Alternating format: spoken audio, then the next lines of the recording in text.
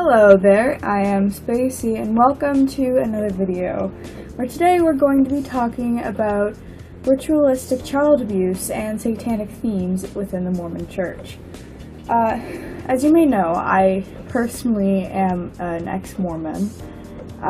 All through my childhood, I was a Mormon, my parents were Mormon, my family was Mormon, so I grew up in that life. I didn't know any better, but there are some very culty things going on in the Mormon Church, and a lot of you may be rolling your eyes saying, well, obviously, everyone knows about that, but I'm here to give you a sort of inside perspective after I'm done being brainwashed, if that makes any sense. So, as some of you may know, the definition of cult, as I have it right here, is a system of religious veneration and devotion directed towards a particular figure or object, or a relatively small group of people having religious beliefs or practices regarded by others as strange or sinister. Now, let's focus mostly on that second one, because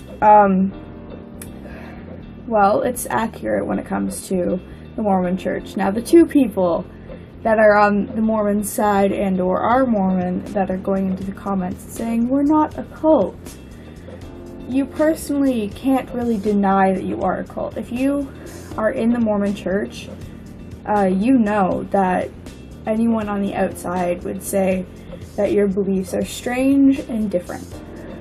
Whether you believe that they're sinister or not, you would still fit the description of cult in that sense.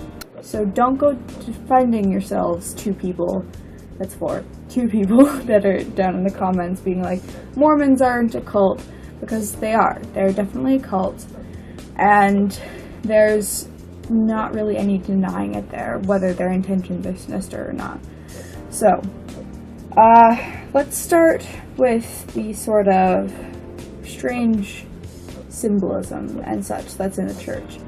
If you may have noticed, or if you are in the church, one of the symbols that you may often see is actually a pentagram. Now, this may just sound like paranoid theorist talk, but when someone puts an upside down star in a circle, and they call it anything other than a pentagram, it kind of feels like Satanists in denial, to be completely and utterly honest. A lot of the temples that the Mormon Church have stained glass windows with these upside down stars and circles in them.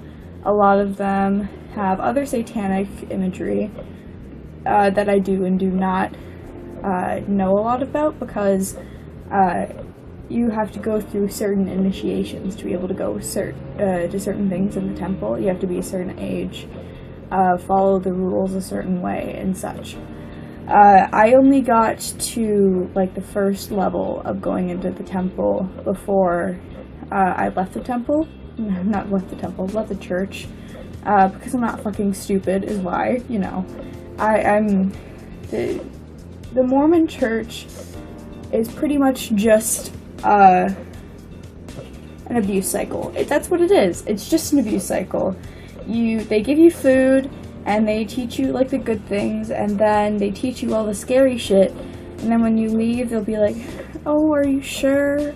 I'm concerned about you. I just don't want you to, like, go to hell or whatever. Like, for me personally, I don't think I ever truly believed in the Mormon Church. Even as a kid, I was like, this shit's weird. But I never brought it up because I knew that it would make the people around me sad, and it would make them sort of push me away. And that's why I never really fit in with any of the Mormons that I had to associate with over the years. So they will keep you a part of their church by whatever means necessary. basically, you know what a Mormon missionary is. They're annoying, they're way too friendly, and I'm pretty sure they've already drinking the Kool-Aid at this point. But, I think it's always sort of a bad sign when you go to a church and they immediately let you in. Because a church that immediately lets you in has no standards. It's just like a person who immediately lets you in. If you can walk up to someone and say, hey, want to be my boyfriend or girlfriend or whatever, and they're like, yeah, without any consideration, without knowing you, maybe you've gone on like 2 dates or something like that, but you don't really know that much about the person. If they say yes, that means that that person has such low standards, or that church has such low standards, that they will let anyone in off the street because they are desperate for members and they are desperate for support. Now, I have a Catholic friend, and she was talking to me about the process of becoming a Catholic. And that involves, like, I think it was a 6-month process. And there was, like, a 6-month process where you have to learn everything. So that when you get into the church, you can't, you don't feel like you were pulled into it without really knowing what you were getting into. Which is what the church, Mormonism is. Because they will teach you all the nice, pretty things. You're going to go to heaven. Jesus saved you. Things like that. And then you get baptized. You get into the church. And they tell you, we believe that God lives on a planet somewhere out there. And that his name is this. And the planet is called this. I forget what the names are. But that's not my point. They teach you all the nice shit, you get baptized, and then they will teach you the freaky shit afterwards. And not only that, but trying to leave the church, besides all of the guilt tripping and everything like that, is also fucking hard. They will keep you on their inactive list pretty much forever. And what they call an inactive person is a person who just does not come to church. Whether or not you tell them I'm leaving the church or not, they will not take you off of the members list until they're completely certain that you're not coming back. And they will keep you in this inactive list forever and ever and ever. I would know. I'm on it. I've been on it for maybe 2 years. I haven't been back to the church. And my mom's been on and off, but there are people that I know that have not gone to this church for 4, 5, 10 years, and they are still on this inactive list when they clearly want to leave this church, and they will not take them off that list. And so they send home teachers and they send missionaries to try and get you to come back because they are so desperate for more members to control. And a lot of it is just really very scary because you get in there and then you realize it's really hard to get out because a lot of these people are sweet and kind and they have no idea what's going on in this church because they just believe blindly. And like there's a certain amount of faith that you have to have in every religion, but when a woman in the Mormon church hears the words, oh, and in the afterlife, you're just going to have babies for eternity. And she's like, what the ever-loving fuck? She just has to have that knowledge in her head and still just pretend she's okay with everything that's going on. And not only that, there's a lot of shit that's like really sexist and really racist in the church. I don't remember which year it was, but not very long ago, God changed his mind about black people, basically, in the Mormon church. He changed his mind and decided that they could be priests, where they hadn't been able to be priests before. And they hadn't been able to have the priesthood, which is like some mumbo-jumbo where you can give people blessings and like cast out spirits. I'm not joking here. I am not exaggerating. All of this is baseline Mormon stuff. It is not me being like, ooh, Mormons believe that God's real name is blah blah blah and he lives on a planet and that girls are gonna have babies forever and ever. This is actual stuff that they teach you once you've been indoctrinated and once you've been dragged into this church in a way that they think that they can keep you there. But mostly I want to focus sort of on the things that go on with the temples that they have. So how it works is that church is held in a church, and it's held every week, and every Mormon is expected to go every single week, or you're not a proper Mormon, or you're not following the rules.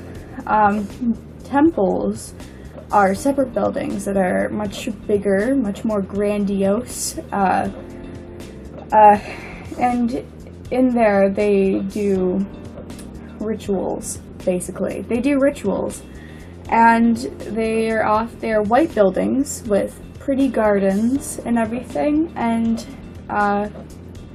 they're meant to just like represent purity and life and things like that. And you have to be 12 to get into like the actual temple. You can walk around the grounds and everything before that, but you cannot go in until you're 12 and until you have a temple recommend. Now what a temple recommend is you go into like the priest's or the church leader's office, and they will ask you questions. They'll ask you, do you believe in God our Savior, blah blah blah. Like they'll ask you, do you ever lie? Which has always been like a strange question for me, because they're always like, do you lie? And if you note that if you say no to any of these questions, if you say yes to any of these questions, because they're all like, do you lie, do you steal, do you pay your tithing, stuff like that. If you say no to any of these questions, they will not give you a temple recommend, and you will not be allowed to go into this temple and do these holy rituals that they hold in these temples. Fucking shut up, stupid motorcycle. Go away. Go away, go away, go away, go away, go away, go away, go away, go away, go away, go away, go away. Fuck yeah. Okay, he's gone. So you have to answer all these questions, and basically they're making you swear that you're following all of the principles of the Mormonism. You're following all of the principles of the church, that you promise that you're giving the church money, that you promise that you're not lying, and a few other things. There's a lot in those sessions that they go over. This takes about half an hour. They ask you a lot of questions. It's very nerve-wracking, a lot of pressure. I know, because I wasn't a good Mormon. I could have said no to a lot of those questions, but because I wanted my family to think that I was a good Mormon, I just lied about most of them. And note that some of the principles in Mormonism is that you can't have piercings other than your ears, and you can't have tattoos, and you shouldn't dye your hair. Not that you can't dye your hair, but you shouldn't. And women should always have long hair, and they should always keep quiet, things like that. And you answer all these questions, and they make sure basically that you're a good Mormon, that you're an astute Mormon person. And then they give you a little slip of paper that has your name, the date, and the signature of the person that interviewed you, which is usually like your church leader or your priest. And they give you these little cards, and you take it with you, and you bring it to the person at the front desk at the temple. And you give it to that person, they'll look it over, and they'll be like, yeah, okay, you can go in. And so I'm going to talk about the proxies that Mormons are using, which are like kids, you know, because 12-year-olds. So basically, they let you I'm talking about, of course, the baptisms for the dead that Mormon Church does, which is basically the concept is that living people get baptized for people that are dead so that they can get baptized in heaven. And I don't know how else to describe this sort of, but it's very, very culty and very satanic feeling. So if you don't know, Mormons baptize by full immersion, unlike some other churches where it's like sprinkling with water, stuff like that.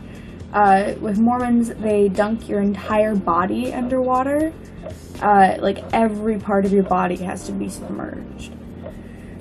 But basically, they take you down a flight of stairs, and in this ritual they give you a jumpsuit, like a white jumpsuit, and you're not allowed to have any sort of color on you. You can't have like nail polish, bracelets, earrings, nose rings, anything that has color on it has to be taken off, or else like the baptism is seen as null, because when you get baptized, you have to be wearing all white. Like they have white hairbands for you to use and a bunch of stuff. So you tell the lady what size you want in your jumpsuit, and there's small, medium, and large, which either means you can get a medium and get camel toe, or you can get a large and look like the fucking Michelin Man. But that's fun. So they give you jumpsuits and you have to go change. And this bracelet right here that I have, this blue one, is a bracelet from my first year going to Tim Hortons camp, which I think was 3 years ago now. And at that point I was still a part of a church. So this is called a forever bracelet, and basically you burn both ends and they stick together and you can't take it off your wrist. And it's supposed to be like a friendship bracelet, like you're supposed to keep it forever. And they used to get really mad at me because I refused to take this off. So basically all of these proxy baptisms that I've done are technically null because I had this little bracelet on, at least past the time that I was at Tim Hortons camp. And basically what they do is you come out of the change room dressed in all white, and there's 2 rows of pews in the one that I used to go to. And you walk out and you'll sit in your jumpsuit feeling like a marshmallow or like you want to die. And you sit in pews, one side for girls, one side for boys. Welcome to segregation, everyone. And then they would do a prayer, they'll read from the scriptures, and then underneath the baptismal font is what they call it. It's basically a giant hot tub that they dunk you in, and underneath that there are oxen that are pointing in a bunch of different directions. And if I remember correctly, it's supposed to like signify going out to all ends of the earth and being able to spread the church throughout the entire world. And they have like a compass rose underneath it. So they have all these oxen that are supposed to represent that. So they read some Bible verses, or actually they read some Book of Mormon verses. They do a prayer, and then you get called up by name to go and be baptized for dead people, basically. You get into the font, and there's a man there, specifically a man, not a person, a man. Sometimes it can be someone you know, sometimes it's not, but they're always a Mormon man with the priesthood. And this part always makes me really uncomfortable because, you know, I'm in a hot tub with a man wearing a white jumpsuit that's very see-through when it gets wet. But anyways, you climb into the font, and you take your right hand and you put it on his arm, and you put your other hand and you put it like right here, and he'll grab onto you, and you can choose to plug your nose. Ow, sorry, new nose ring. And you can choose to plug your nose, or you can choose not to. and they'll read out the name of the person who is dead that you are, you're getting baptized to, and they'll be like, in the name of the Holy Spirit, we blah blah blah blah, you proxy for name, insert name here, who is dead.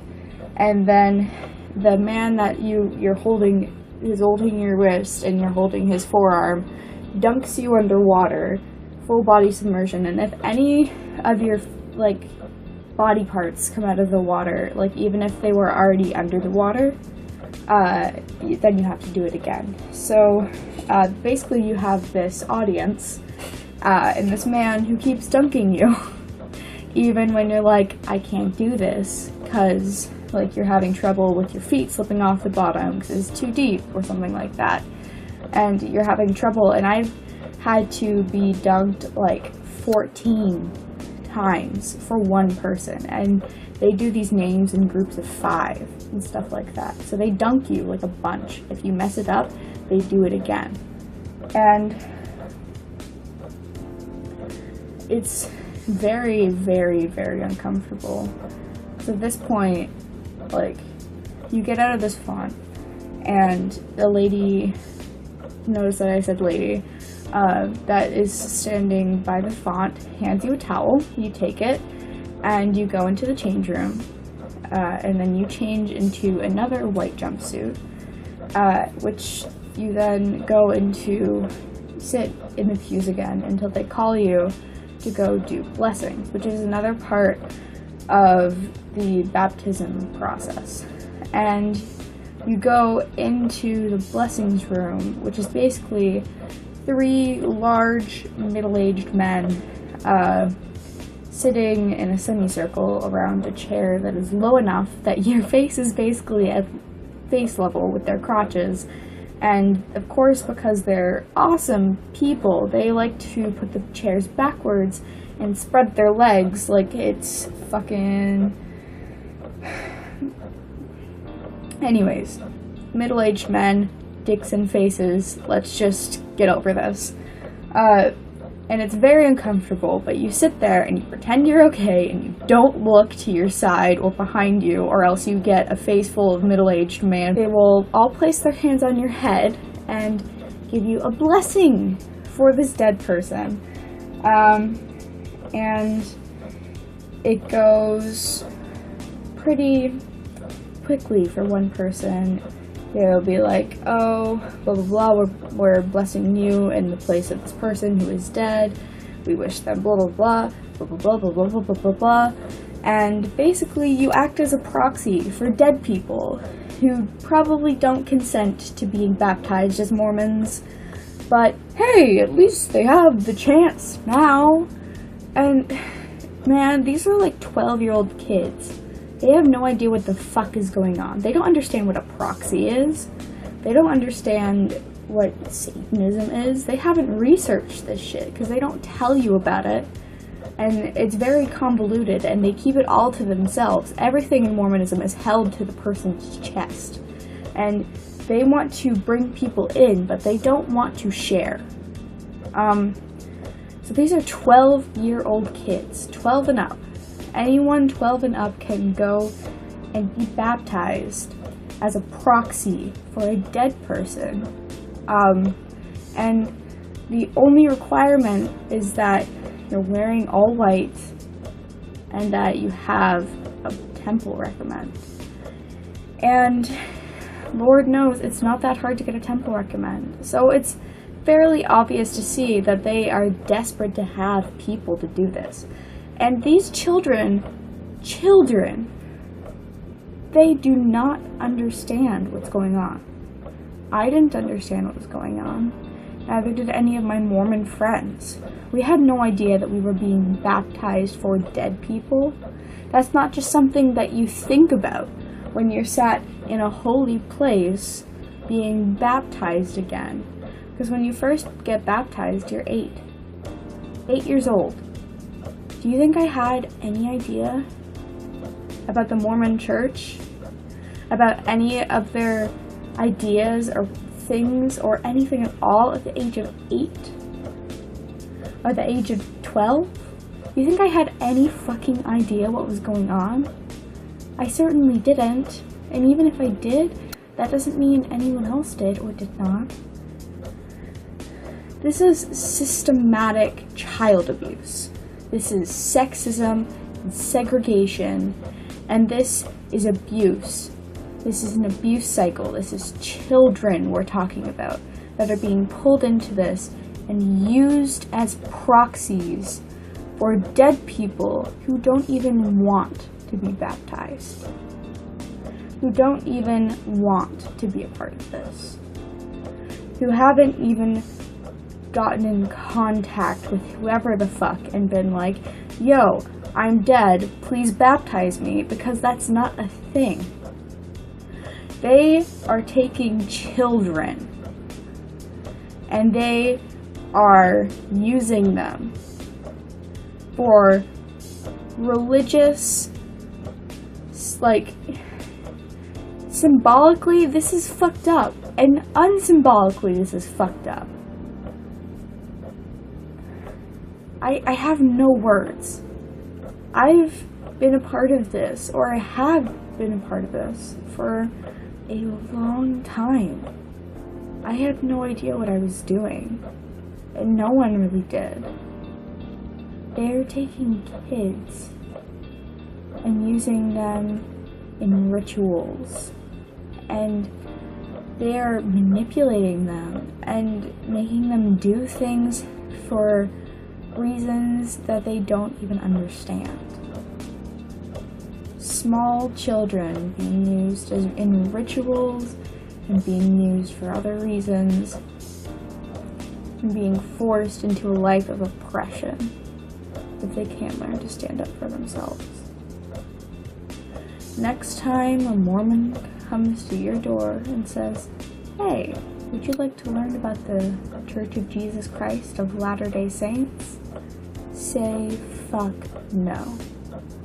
They may be nice, they may be friendly, they may have brought food, but they're not your friends. And there's nothing that can change that. And with that, I hope you have a nice day. Bye-bye.